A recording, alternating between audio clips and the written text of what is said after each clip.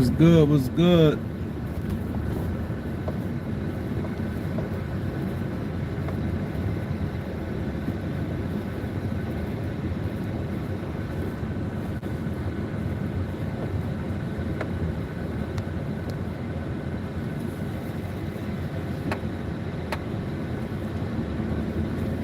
What's good, people? What's good? Everybody, I'm saying what up. I ain't gonna be able to give y'all some individual shout outs today. Got my eyes on the prize, you know what I'm saying? But I know I got a lot of mods in the building, so y'all know what y'all got to do. I peeped, I've seen 3 likes. It's crazy. It's crazy. Don't do that. 3 likes. Come on, we can't do that, y'all. There have to be some motivation. Come on now. This is. If you're on the phone, the 3 dots on the top right. If you're on your computer, it's right there. So it's not hard, man. It's not hard.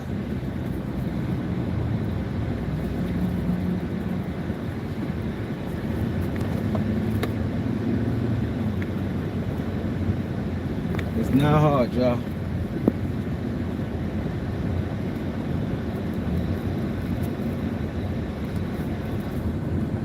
Yeah, so we're gonna get right to it, man. It's 2 minutes in. We're gonna get right to it. We're not gonna play. Let's talk about it. Playoffs last night. We're gonna get to some playoffs. The playoffs last night was great. Cleveland came back and won. The guys came back. Darius Garland, Hunter, and Mobley all came back. So they took it to Indiana. They was aggressive. See, what I like what Cleveland did. They didn't let up. They was aggressive and came out to play because they're like, we the number 1 seed, and it's like a fantastic season. They won like what, 65, 66 games. Shit, they did what they had to do. So that right there, and I know the sick, cause they like, man, we pulled the one out. There's no way in the world you don't lose that. There was a lot of mental mistakes they made, so I know that was frustrating. They couldn't wait to play. I know how that is. Like now they got the monkey off their back, and now the pressure goes back to Indiana, because what happens now is Cleveland just won the tie. Cleveland tied is a new ball game. You know what I'm saying? Because Pacers definitely, Cavs definitely a better team. So you don't want to get the better team to tie it up. And then now, because Indiana got their attention. Indiana got their attention where it's like, yo, we here. Indiana got their attention, letting them know, yo, we here. And they know they got to bring their A game against the Pacers. From here on out. From here on out, they have to bring the A game. It's no getting around it. They gotta come play every day. So the Pacers woke them up. So I think Cleveland can tie it. It's some biasness because I don't like the Pacers, but I'm really gonna give the Pacers a lot of credit, man. They doing what they have to do. They doing what they have to do. So I definitely want to give the Pacers a lot of credit in this one. So shout out to them. But in the second game, they had it. Yo, Aaron Gordon is stepping up. He coming up clutch, yo. He's coming up clutch. He saved them all eight, like the last few games. He's been saving them. That was a big 3. Denver, see what make them powerful. I'm gonna tell you what make Denver powerful. Because when they run in their sets, they can get a good shot. See, that's what you want in the playoffs. Like Denver is one team, when they execute, they don't really have to turn the ball over. They could get a good shot. And that's what you want, like down the stretch. Down the stretch will hurt people in the playoffs is them turnovers. Them turnovers hurt people all the time. Because you don't really know what you want to do. Denver pretty much know what they want to do, and they run their sets. So that's very important, and that's very big for them. That really helped them out right there. When you get to run your set, and all you can ask for in the playoffs is getting good shots, especially down the stretch. If you go down the stretch and let's say the last 8 possessions, a little more than that. Let's just say the last 5 minutes of the game, and you executing well and not turning the ball over, you put yourself, especially if it's a close game, you put yourself in a great chance of winning that game. A lot of teams make bonehead mistakes down the stretch. And Denver, they was executing. There's executing. They got a nice clean look for Aaron Gordon in the corner. But I'm telling you this, I still think OKC going to win a great game this whole series. No, game 1 he did. How many games they played? But he good enough to play 2 good games, so however you look at it. The thing I'm telling you, I watched OKC play. I said Shea was a little off yesterday, right? And Jalen Williams stepped up. You could see in this series somewhat like a lack of talent. I think OKC, if they lose this series, I think they're going to regret not trading for Cam Thomas. Because they were trying to get Cam Johnson, I'm sorry. They're trying to get Cam Johnson from the Nets. And they didn't, what I heard through my source, they said OKC didn't really go hard because the Nets was really trying to move Cam Thomas. But the Nets was already basically saying, like, if I don't get a deal I want, I'm not going to move him. But I heard it was they wasn't asking for like a king's ransom. They was asking what they felt he's worth, and on that market, it was a dry market, and they felt what he worth on that market, and some teams they step up and bite, and I think OKC has all the ammunition, and you can't keep wasting these years, because if they lose this series, it's going to come back that they should have did at the deadline. Because you look at their team, they could have put like a stranglehold. Cam Thomas is one of them, like Cam Johnson is one of them like seamless fit type of guy. He has a low maintenance personality where he's not going to come in your locker room and everything got to change. He's like a guy fit right in. You know what I mean? And the good thing, he could come in off the bench. So it's not like a guy you feel like, damn, he want to come in, we getting this player coming, but we can't put him on the bench. You could either start him, put him on the bench, he's not going to cause problems. He's not going to cause problems. So with that being said, I think they should have made that move. Even if it cost them 2 first-round picks, they don't have no roster spots. I'd have just gave them a lesser a first-round pick. All first-round picks. Some you look at a good team, I'd have gave them a less first-round pick. I think they felt like, they can win it, and I think that they still can got a chance. But I just think it's like a whole. Like, I don't really trust. You can't trust Alex Caruso far to score what he did the first game. That he got his game. He's out of there. Now they got guys like Isaiah Joe and Aaron Wiggins. They had to get hot. I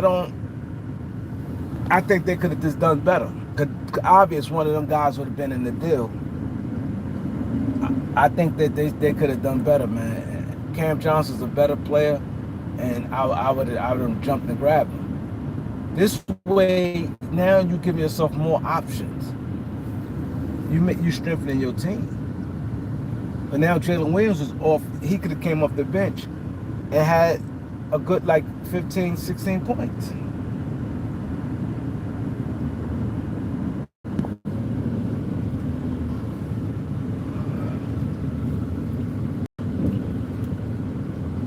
could have had a good 15, 16 points.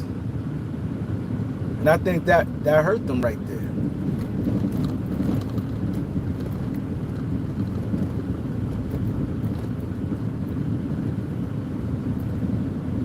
I really do. I think that hurt them. So that's why when you have a chance, you have to be smart. A lot of, like I said, a lot of GMs, they, like Denver, for instance, Calvin Booth came in and I get it, you need youth, but there's no way in the world you had some veterans there that could help your team after losing Bruce Brown the first shot. I would have easily picked up Oubre, and because Oubre could have been somewhat of Oubre could have been somewhat of your Bruce Brown. He's taller. So now you got a guy that can legitimately play the three. Bruce Brown was guarding some threes, but he's undersized. He probably legit 6'3". 6'2", 6'3", Bruce Brown is. Kelly Oubre, what, like 6'6"?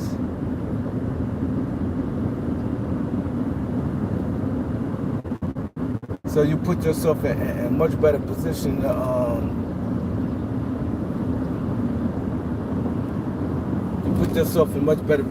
to get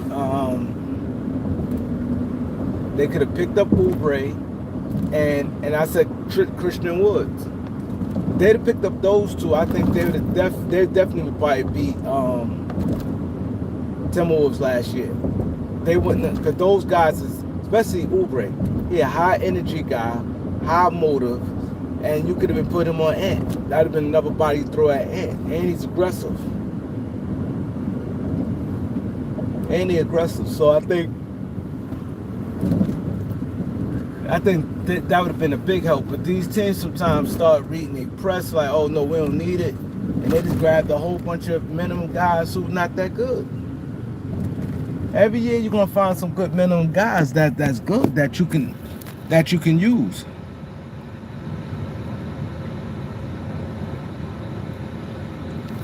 It's guys that you can use.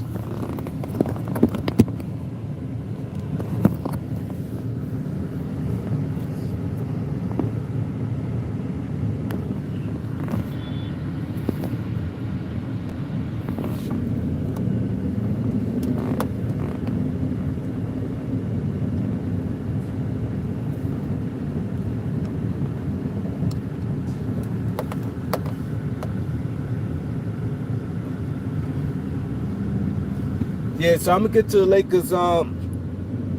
We at the 13-minute mark. I'm gonna get to the Lakers off season. I've just been searching for the past couple of days, and I've just been looking and seeing Lakers in trouble. You know why Lakers in trouble? Because I looked at the free agent class this year. It's not happening. I looked at the free agent class next year. It's hard because a lot of the guys that's really good is the guys that's restricted. They restricted. So I think the smartest thing the Lakers can do right now, I wouldn't go all in for this year. I think that'd be the worst mistake this year coming. I think that's the worst mistake they can do, to go all in this year, because when I'm doing it in my off-season plan, I'm putting Lakers in good position, to be able to compete and see where you at this year, and then next year you can see exactly where you want to go. So first up, right, I've been looking. I said things that need to happen. Things that need to happen. First thing that need to happen is LeBron James just need to. That will work. That will help the Lakers if LeBron James just leave. If he just leave and say, Lakers, y'all want to go over here and play in Phoenix, Dallas, or Golden State. He just be like, yo, I just want to leave. For whatever the reason, or the fans drive him out. Because one thing, I think the fans play a part. If the fans, people out in LA go hard, I think Braun probably want to leave. So I think that would be a great thing if he just happened to leave or retire, either one, right? 'Cause they ain't gonna be able to trade him. They're not gonna trade Braun. So if Braun leave or retire, that happens. Then the next move need to happen is they do something with his son. As far as, you know what I mean, cut his son or shop around maybe a team, you know, give his son up for free. You don't have to ask for nothing. Just give him up for free. And I think that'd be a real good thing. If you just cut him. Whatever you can do with him, he just has to be off the team. And I think that happens. But then you got this Austin Reeves things. I don't think you're gonna get a star player for Austin Reeves. Like what the Lakers be thinking they're gonna get a star player. Like so my thing is you try. Of course you try.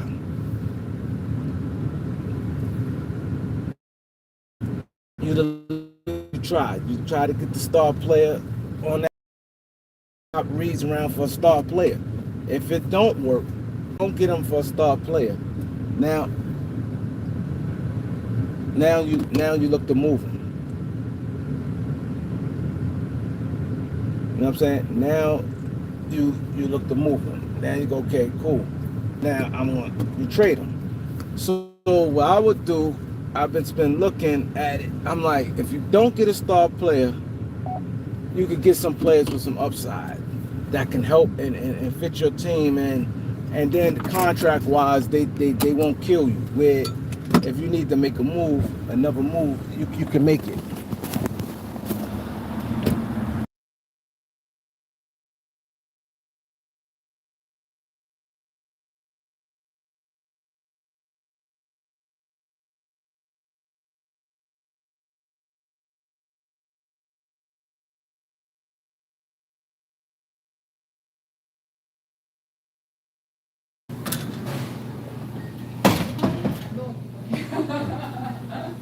Good morning. Good morning. Yeah. Oh, then you close. Huh? Then you close. You close? Yeah, we almost closed. Damn. How about salad? We have salad. You said deli closed? Yeah, then you close. No, I don't want none of that. I thought you mean like the store. No, I don't want none of that. Um,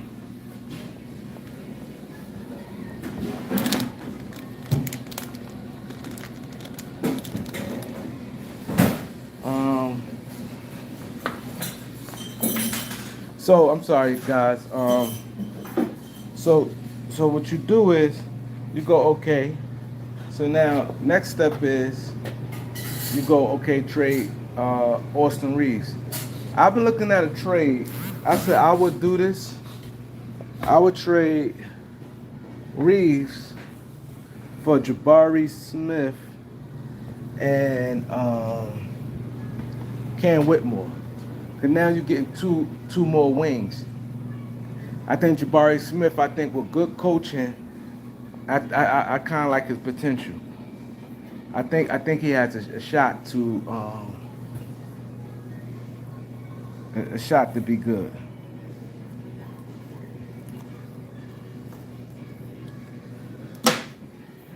I think Jabari Smith has a shot to be good, and I think Cam Whitmore definitely gonna be good.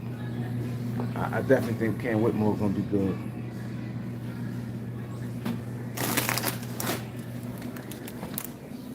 So I do that. The next move I make, the next move I make is I would trade I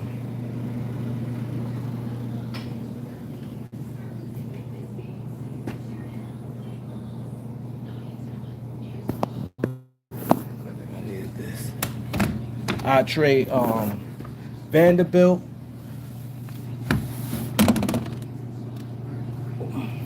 I trade Vanderbilt. What you want for this? 2 3. I trade Vanderbilt,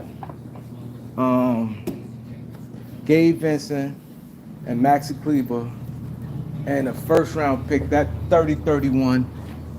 I trade that for DeAndre Ayton. I trade for DeAndre Ayton. So now, yes, yeah, Guarda, eh?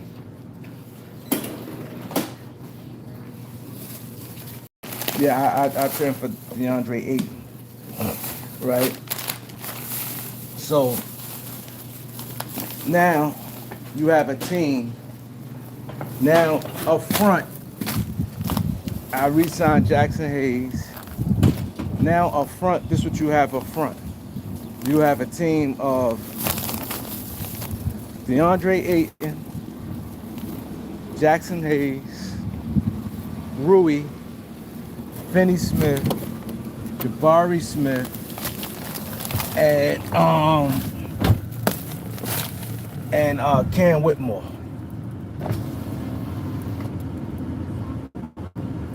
So now you got up front, you solid.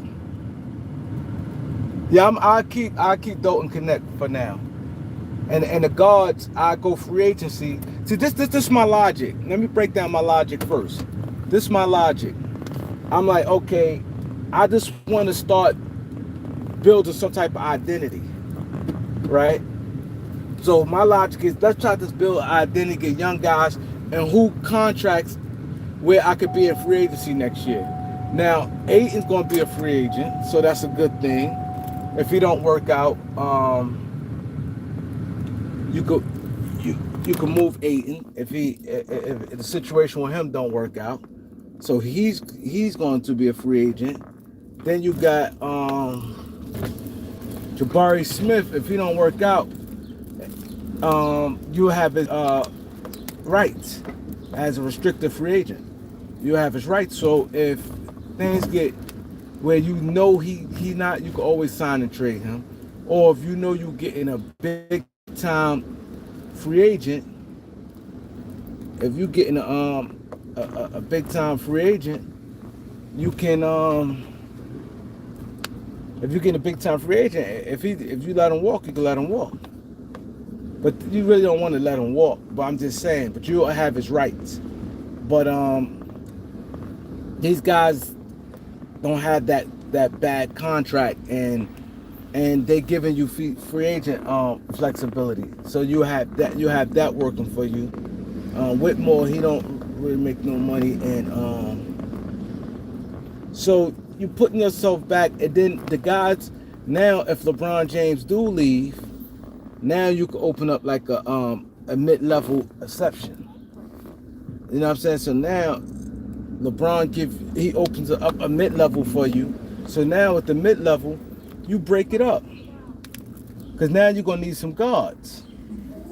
So now what you could do, now these the guards, y'all could hammer out any way you want, but these the guards that's free agents that, you know, I ain't too crazy about Malcolm Brogdon, but you got Brogdon, you got Porter, Kevin Porter Jr., you got Bruce Brown, you got Gary Trent, you got some guys on the free agent where you could just, if you split it up, let's say, because I think it's $14 million, the mid-level. You could split it up and get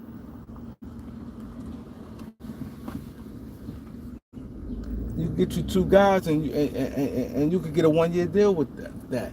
You don't you give them a 2-year with a team option.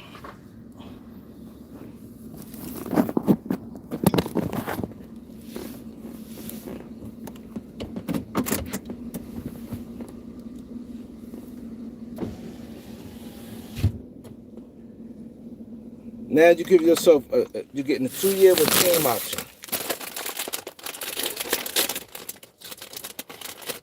You see what I'm saying? See, this way, all this is doing, and look at it like this.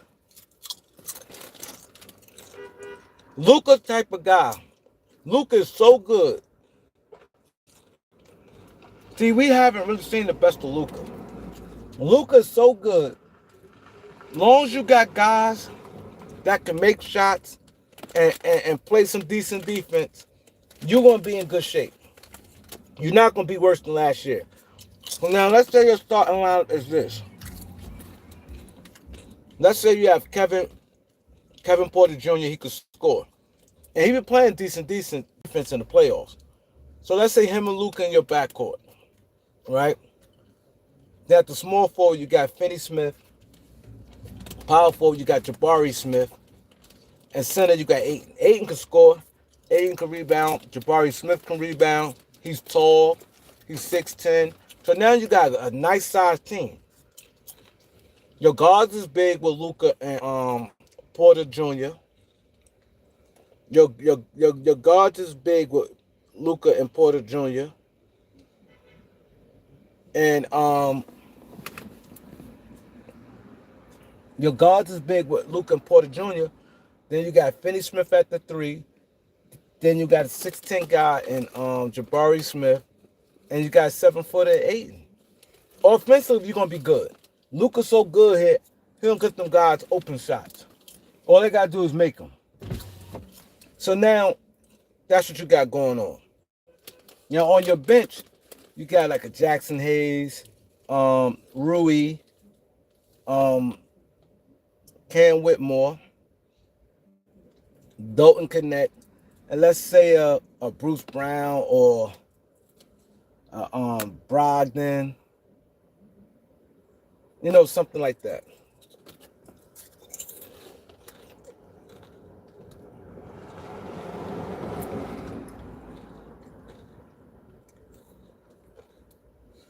That team ain't winning no 35 games.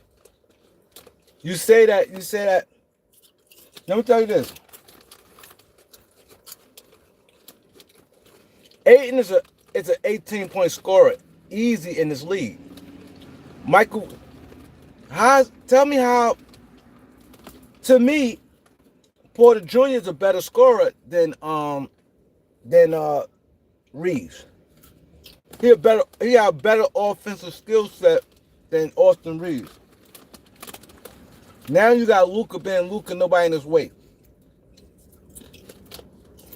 You saying win 35 games. Talent-wise, you looking at names like LeBron James and Reeves. You looking at, you ain't getting no stars back, but you have to look at, for one, you ain't gonna have no drama. Y'all don't realize drama is bad, man. Drama is bad. You can't dismiss that.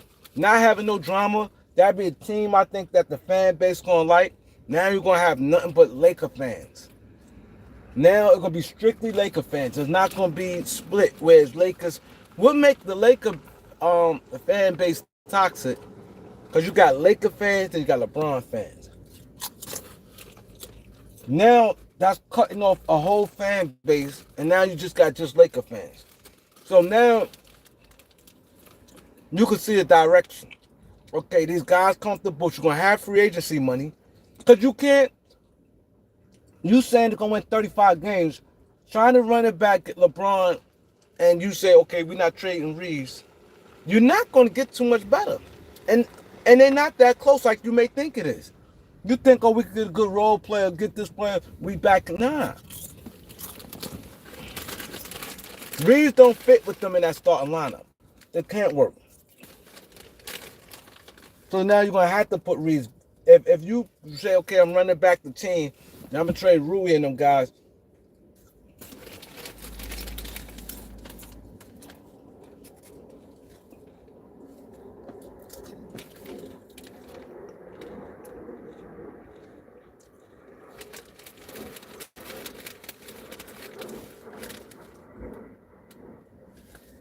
He said, we ain't have no drama this year. Yes, you did. You said you ain't no drama all year. They went down on D'Lo until he got traded. And then they was complaining, Laker fans complaining, and LeBron and Anthony Davis complaining about they need more help. And then they get Luka. Then it was quiet for a little while. And then in the playoffs, it's drama again. It was drama. They couldn't wait for D'Lo. Drama free when there was drama. LeBron and Stephen A. Smith, it's still drama, y'all. The Bronny situation, how you gonna sit there and say it was no drama? How you gonna say no drama in the drama over the Bronny situation? You think the drama part is the teammates and stuff fighting each other. I'm just saying a bad aura around the team.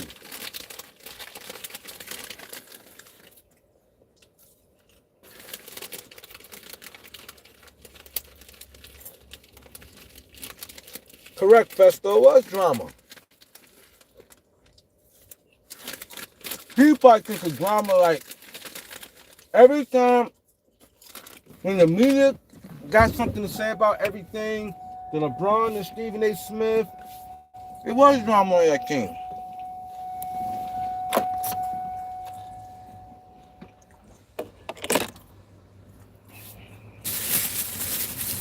It's definitely drama on that team.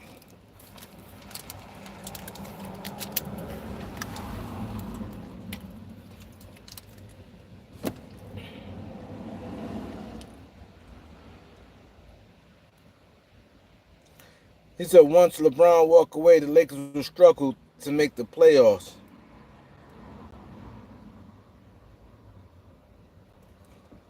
I think you missed my point, bro. Look what he said.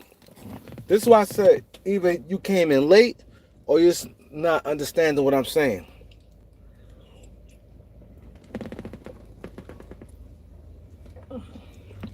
He just said once LeBron walk away, the Lakers will struggle to make the playoffs. Once LeBron leaves, it's only free up 15 million in cap space and maybe a section for about $7 million. I just said that, bro. I just said they not gonna get cap space this year. I said if LeBron James leave, he's gonna free up mid-level money, and you could split. I would split the level money up. I says around about 14 million, and I would split it up. I never said they're gonna have cap space. I never said that. You ain't hear no big free agent. I said the guys on the market, the guards on the market. I said is Brogdon, Kevin Porter Jr., Bruce Brown, Gary Trent Jr., and a few other guys.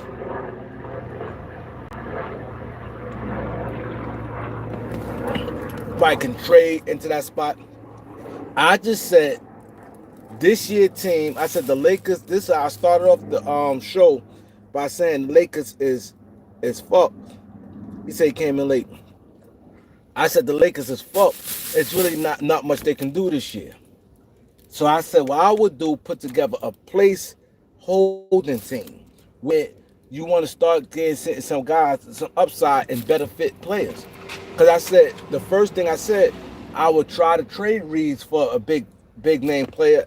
Of course, Reeves going to have to be with multiple players because he only make $14 million. So he would have to be added with multiple players. So I said, if I would try hard, if I can't make a trade with getting a big name player, I would trade him with some guys who fit and some guys who got tremendous upside, which is Jabari Smith. I like his game. I just think he need he just got to grow as a player. And Cam Whitmore, he just need playing time. That give you two forwards, two young athletic forwards that you add to Rui and Finney Smith. And I said I would trade Vincent, Kleber, and Vanderbilt for Ayton in the first. You're gonna have to give a first up in that deal because Vanderbilt got like 3 years left on his contract.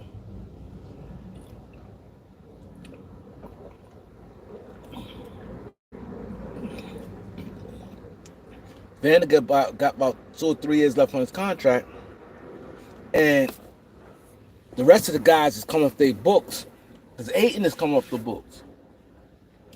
So they're not going to want to trade somebody come off their books and now they stuck with some type of salary. So you're going to have to pay for that. So if they're going to pay for salary, you paying for that.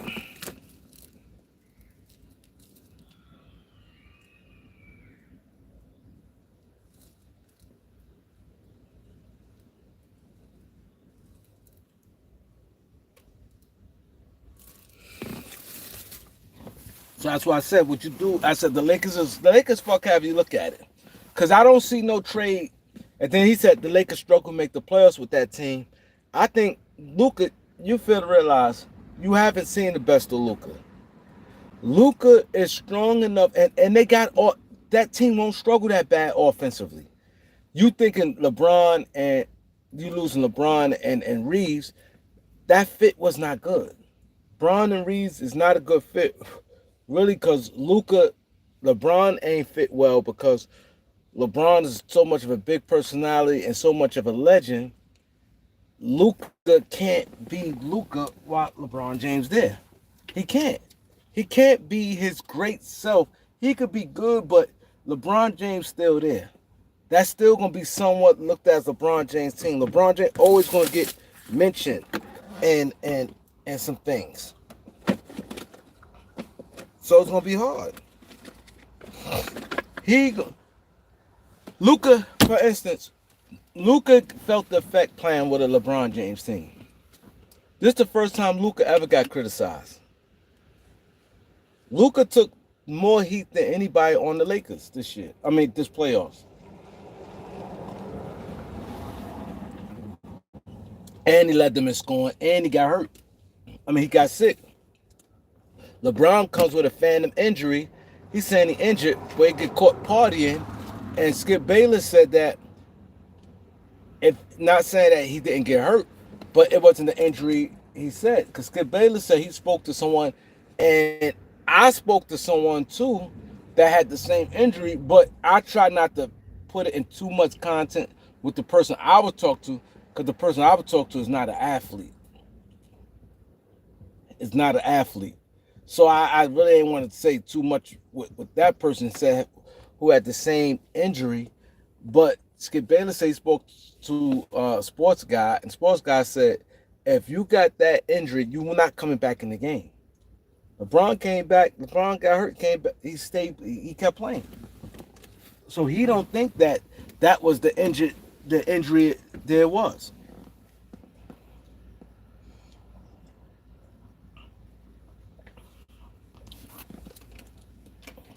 And you go straight to a club, not go to a doctor with that type of injury.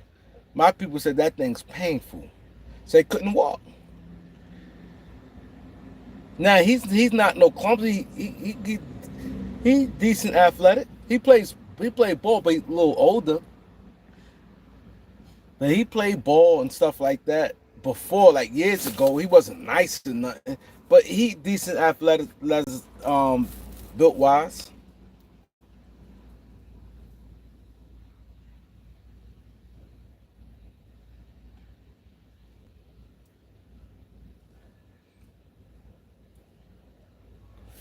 So what I'm saying about Luka, now you got Luka, Kevin Porter and Reed same offensively. Kevin Porter got a bag. He has a bag. And then what's his name could score too? Ayton. Ayton getting you 18 easy. So if Porter, let's say Porter could get you 15 easy. Ayton get you 18 easy. Jabari Smith could easily get you about 15. You're not, and then Luka 30. Offensively, you're not bad. Then you got a guy like Cam Whitmore who could score come off the bench. Then you got Rui who can score. Then you got Dalton Connect who can score.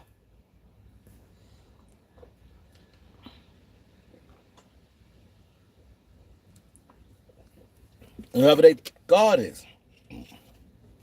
I'm just saying that I just think that's a solid. Now you could kind of see, like, okay, I got some younger guys, some athletic guys who got so much room to grow and potential. I see how that year plays out. Then I can make my moves from there, because my thing is this: Reeves, you can't put him in the backcourt with Luka. You just can't. And off the bench, are you gonna willing to pay him, because he eligible for extension, like $90 million? You want a guy like that come off your bench? And the thing will hurt teams all the time. A lot of teams put themselves in this spot.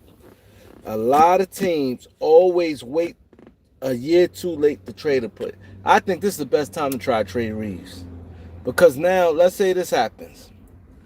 Let's say if he do accept the Lakers $90 million. Now his contract jumps up to like 20 something $1 million a year.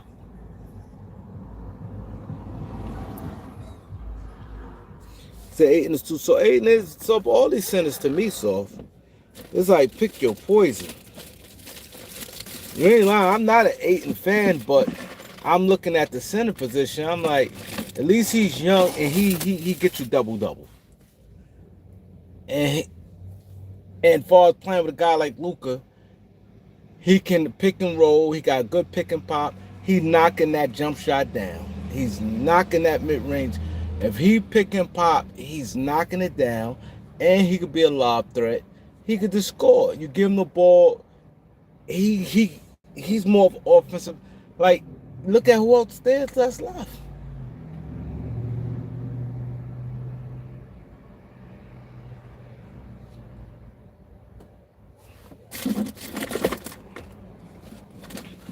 You look at it like, what's left? You don't have much left.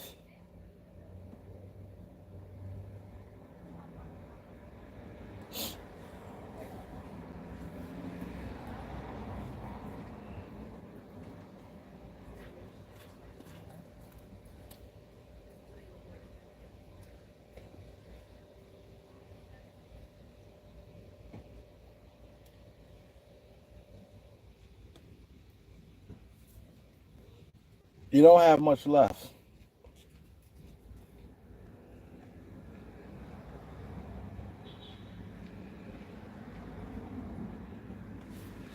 That's how I look at it. Like you don't have much left at that center position.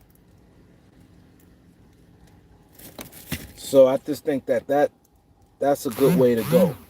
I think he better than me than Mark Williams. Mark Williams not like a shot blocking demon. He get rebound, and I just think he's a little better than Mark. Definitely offensively. And he more healthier than Mark Williams. That's one thing. Aiden play games.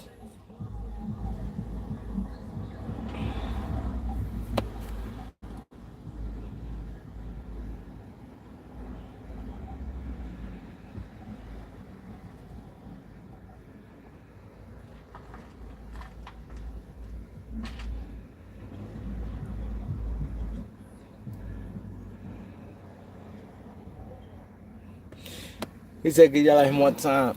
I just think the start gonna be LeBron off the team, and then they're gonna have to make a real try to make it. I'm like thinking who would be Luka's second best player on that team? Cause LeBron, the way LeBron gonna leave, you can't get nothing for him. See, that's the thing with LeBron. Not like you gonna trade him and get assets for him. So when he leave, he just leaves. That part sucks about it.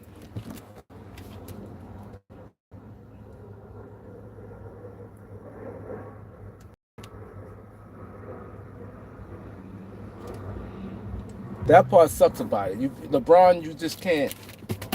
You really getting nothing for him. So he's just gonna leave, and it's just that.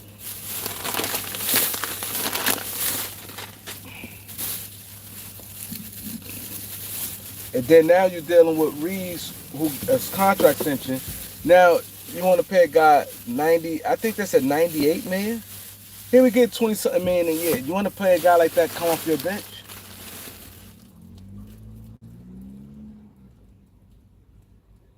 The Lakers need to trade AR. That's what I'm saying.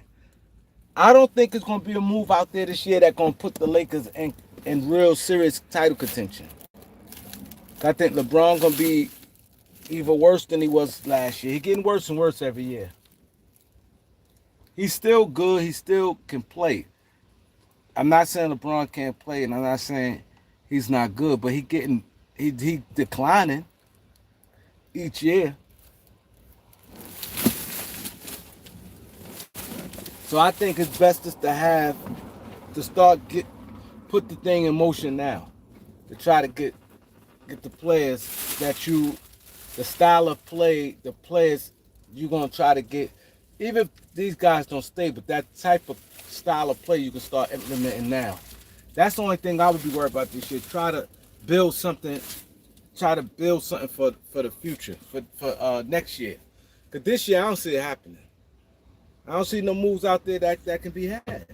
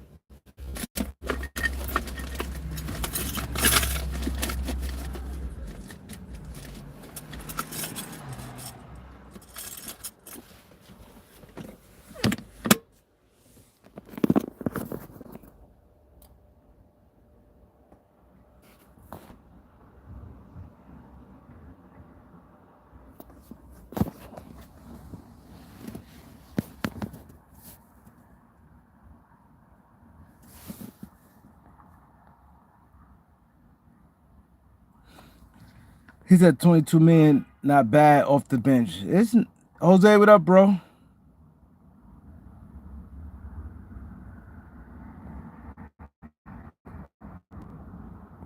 James time pass, he did.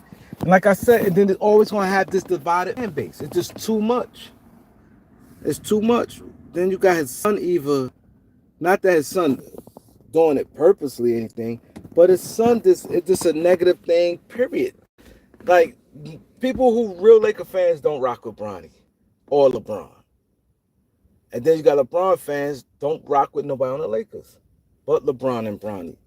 I'm just tired of it.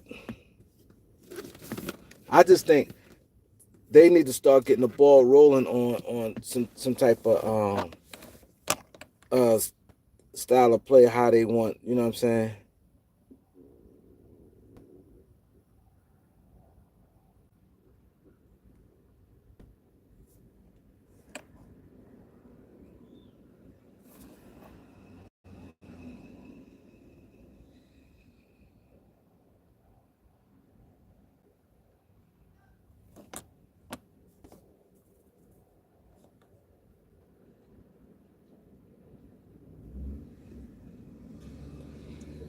Yeah, LeBron want attention.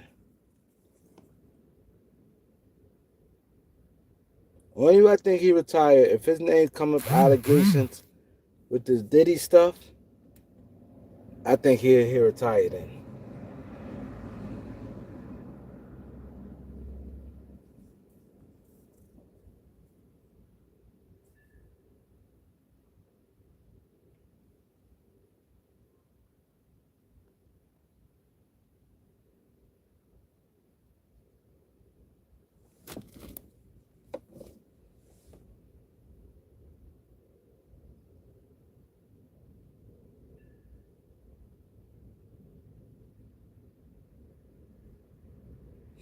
Yeah, but I'm gonna go when I'm nice sitting down, and I want to really break this Laker thing down.